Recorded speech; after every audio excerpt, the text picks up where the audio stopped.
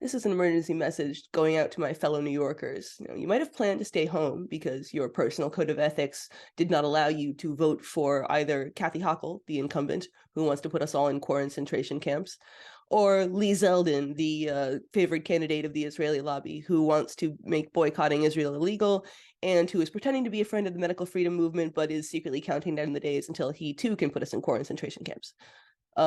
However, it's not just those two candidates that are on the ballot today. We have these things called ballot proposals that most people don't know about because they go out, they send these things out in these mailers that most people just throw away, and I usually throw them away as well. But for some reason, I opted to take a look inside this one before dumping it in the trash can.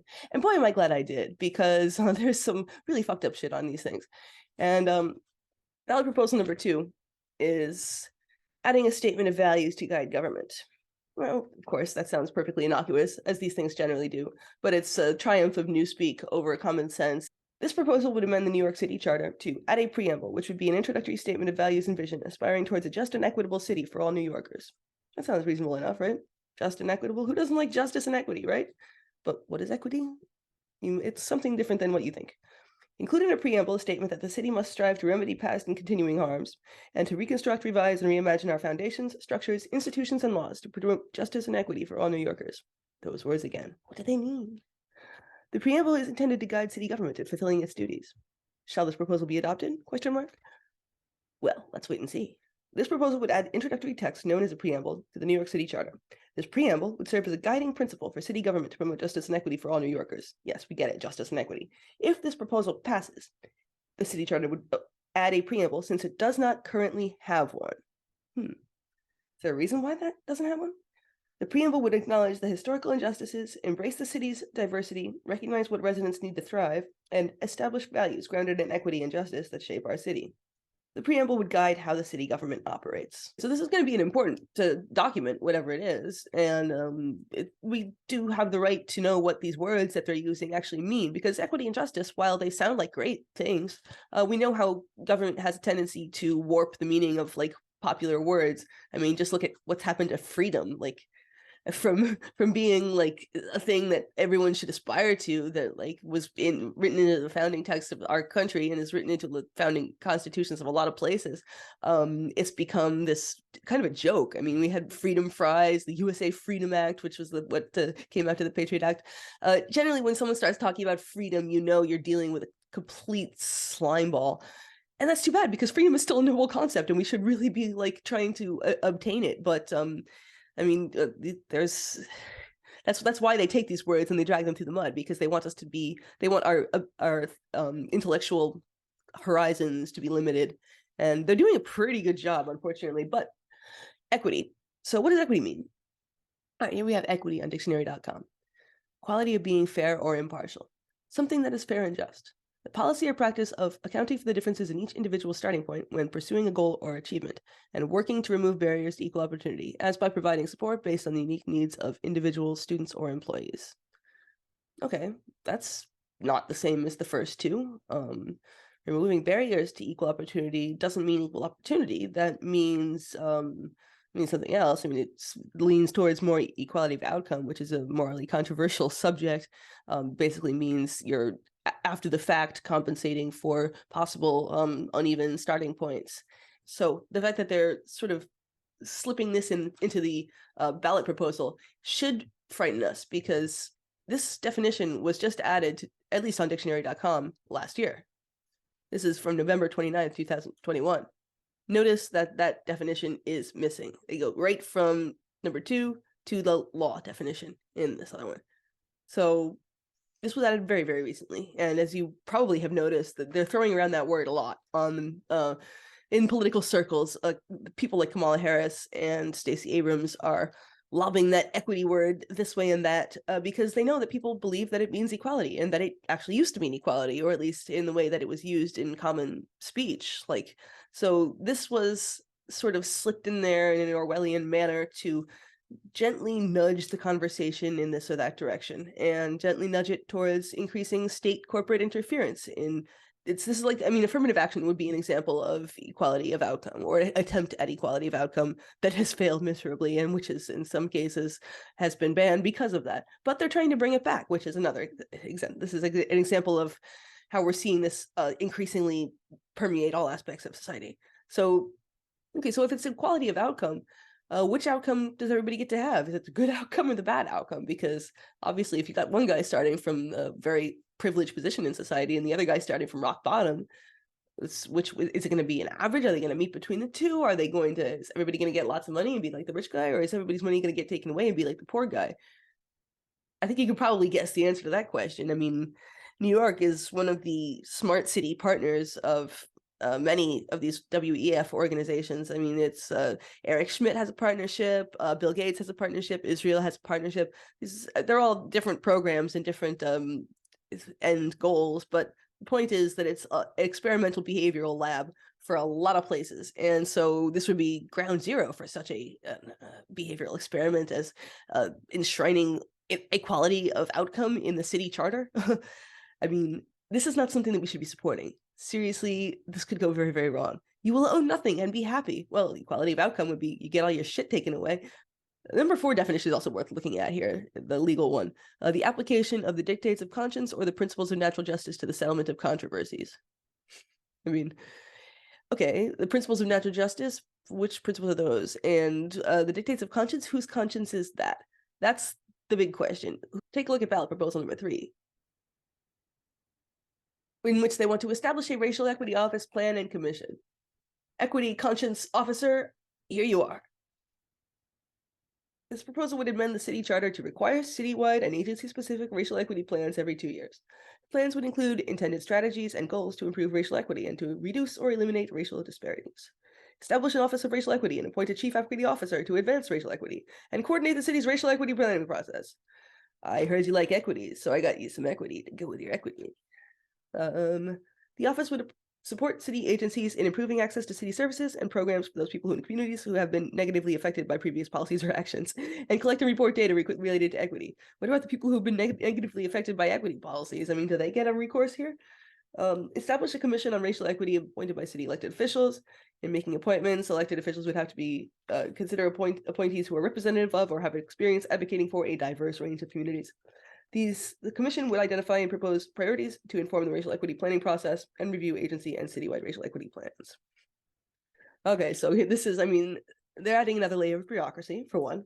That layer of bureaucracy will be tasked with making moral judgments, not just objective judgments. This is a very subjective entity here, because who decides what's equitable and what's not? And especially where race gets involved, this is like going to be the most thorny, like unwieldy, difficult to deal with. And it will also be infallible, because who wants to go up against the racial equity commissioner? You're going to get smeared as a racist. Your social credit score is going to zero out. And that's the aim here, I think. Proposal summary. This would create an Office of Racial Equity, require a citywide racial equity plan every 2 years. That's a lot of planning. And create a commission on racial equity. New York City does not currently have a government agency focused on creating and promoting equity. Gee, I wonder why. It's almost like we have other things to do. This proposal establishes how the city government can advance equity with a particular focus on racial equity. Isn't that like a self-contradictory statement? I mean, if we're trying to advance equity and everything's supposed to be like equal and fair and justice, so why are we elevating racial equity above all the other forms of equity? Like, wouldn't that be unfair to the other forms of equity? Inequitable, in fact? I'm not just trolling when I say that. I mean, I'm genuinely curious, because these words don't mean what they should, and it's like people don't really quite know how to use these new words yet. And that's kind of part of the point, because it allows those who invented them just that little bit of leg up, i.e. not equality of opportunity. The city would create an Office of Racial Equity led by a Chief Equity Officer appointed by the mayor. That's Eric Adams, aka de Blasio, in a black man suit. This office would develop a citywide racial equity plan every 2 years based on racial equity plans produced by each city agency. So basically, there's a lot of busy work that's going to be going on here. Support city agencies in measuring and collecting data on well-being across racial, ethnic, and other communities. Red flag! Okay, so that means surveillance. That means infiltration of these communities in order to collect data. I mean, in the best case, you're sending somebody in to collect data from these communities, which means violating their privacy. It means violating their confidentiality, because if you actually do manage to collect any meaningful data, it'll be stuff they don't necessarily want shouted from the rooftops. I mean, nobody wants their personal business aired, even if it is in the name of racial equity, which, I mean, come on, does anybody really buy this? Identify priority neighborhoods to be highlighted in racial equity plans. Uh-oh. That sounds like ghettos, like racial equity plans. Or let's put it more nicely, opportunity zones. It sounds like opportunity zones. This is like all Alison McDowell shit. Like, this is human potential bonds. This is like investing, packaging children into like securities, and then making bets on whether or not they will meet their literacy milestones, whether or not they will develop autoimmune disease. I mean, you should really check out her channel, because she goes into a lot of this stuff, and I don't have time to do it now because this is election day and people need to get out and vote against this stuff right now. Establish a citywide access design program to increase access and reduce barriers to city programs, services, communications, and decision-making. Help city agencies address marginalization of individuals and communities. Codify the task force on racial inclusion and equity, which would provide policy advice to the chief equity officer and coordinate government efforts to increase racial equity. Every 2 years, the mayor would create a citywide racial equity plan, and city agencies would create their own racial equity plans. These plans would inform the city's budget planning. Aha, that's what it's all about. Get that money. City would create a commission on racial equity with 15 members appointed by the mayor and city council speaker. Commission would propose community priorities to inform the racial equity planning process. Review citywide racial equity plans, track agency compliance with racial equity planning, receive public complaints about city agencies that are creating racial disparities. So this is pure evil, and anybody who thinks that it's actually in the service of racial justice is delusional or not paying attention. They're making a giant power grab for financial power, social power, institutional power, in the guise of racial justice, which is an old trick. I mean, we've seen this plenty of times before. The entirety of Black Lives Matter is based on this principle, but it's getting into it's a granular intrusion on people's privacy, on people's social interactions, people's relationships. This idea of collecting the data, going into the communities and collecting the data is really insidious. And I mean, they've already made it clear during the pandemic that they feel no compunction about like using people's cell phones to track whether they're complying with social distancing or not. There was a whole program that like they rated, it was a scorecard. They rated people's ability to like comply with social distancing regulations by tracking their cell phones, tracking everybody's cell phone in a given community, and then they would have a scorecard on the website that would just like list the percentage of people that were staying 6 feet away from other people, which of course you can tell if you use, I think the Bluetooth thing is able to tell like how far away from other people you are. So they've been using that sort of thing publicly and admitting to it since 2020. They've obviously got better technology now. Everybody's phone has now got these like Corona, what do they call them? The Corona app. The feature is still there, and it still has the capability to be used either by app developers for the Corona situation, or app developers for who knows what else. I mean, maybe they'll find some other thing that has to do with proximity to other human beings, and actually they could say that, so this person, they never stand more than 3 feet closer. They never stand more than 3 feet close to a Black person, but they stand 2 feet close to a white person. So then we know that they have a thing against Black people. We'll take away 3 points, and now they cannot ride the subway during rush hour. So that's really, I mean, I'm not exaggerating here. This is very sinister. Tracking agency compliance, which means that even if your agency tries to mind its own business and do shit logically and make sense and not be a complete asshole, too bad. Too bad. Yeah, and receiving complaints, all it takes is one angry and determined person, and your agency is toast. You will get reported and you will get destroyed, because they will have the power to destroy, and they will do it.